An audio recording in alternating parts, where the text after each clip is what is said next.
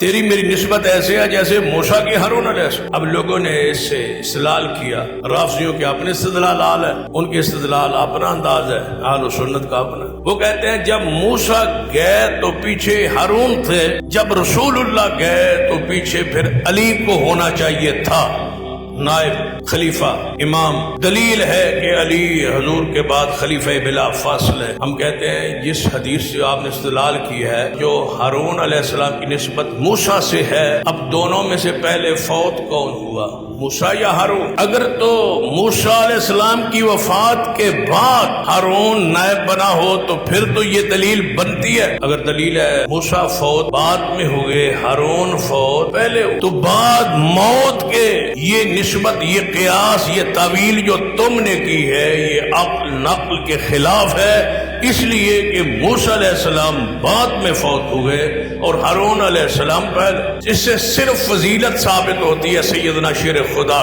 کہ رسول اللہ نے فرمایا علی میرا دنیا و آخرت میں بھائی ہے، موسیٰ اور ہارون کیا ہیں آپس میں؟